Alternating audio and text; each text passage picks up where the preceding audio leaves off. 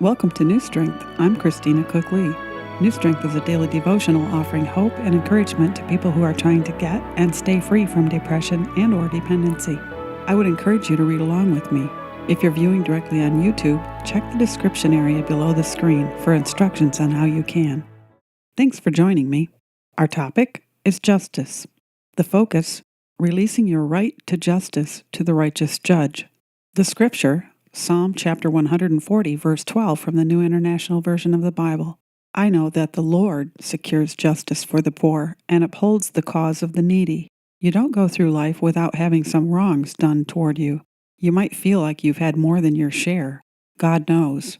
In the aftermath of being injured by someone, it's hard to move on. What they did or said was unfair, and there should be some consequences, shouldn't there? Often it seems like the person who did wrong has no conscience or remorse. Besides that, it's unfair that other people don't know any better and you're left looking like a fool. Why is it that we aren't always given the opportunity to defend ourselves? Why does the one who did wrong sometimes seem to get away with it? Of course you feel like getting even. Naturally, you'd like everyone else to know the truth. But there are times when you just have to let people believe what they want to, and trust God to deal justly with the one who did wrong.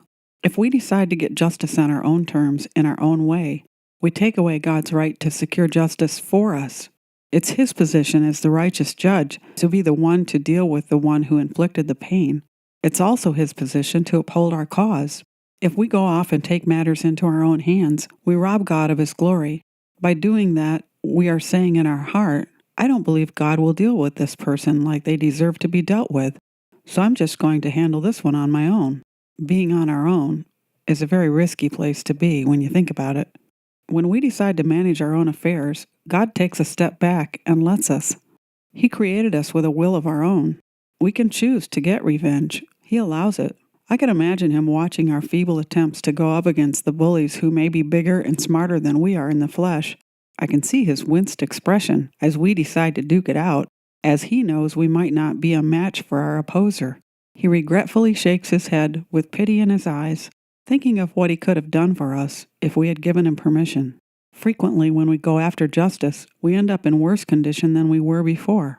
We literally add insult to injury. If we didn't look like a fool before, we probably do now.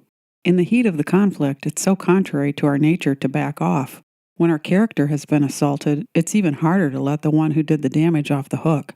The truth of the matter is, it takes more strength and maturity to walk away than it would to stick around and try to make sure the other guy gets what he has coming. When you walk away, you are trusting God to be God. You are letting Him do what He can do better than you can. You are saying, God, I'm not going to try to prove anything here. I'm believing You will work this whole thing out in Your way. But what if it takes years? Because it might. Are you willing to wait? Can you just take your hands off the situation and let God maybe take years to deal with it? Those are tough questions, aren't they? But it all boils down to, how much do you trust God? How much does it matter to you to have your say? What if God allowed the whole thing to happen as a test, to see if you'd let Him be the one to administer justice? What if you fail the test? If it's a test He wants you to pass, and you fail, will you have to go through something like it again? Can you handle that? You have a lot to think about. There are many things to contemplate. What it always comes down to is, who is God in your situation? Are you the master of your own fate, or is He? If you roll your need for justice over on Him, you'll be free. Once you hand it over, you don't have to work on it anymore. You can stand back and watch instead. Your enemy will be mystified. They will wonder what changed in you. They will probably move on to the next victim when they realize you aren't going to give them any more action. You may or may not see the justice that comes to them, but you can be sure that it will happen. After your case is safely in God's hands, whether anyone else sees it or not, you have become the winner. God will uphold your cause, and you will not lose.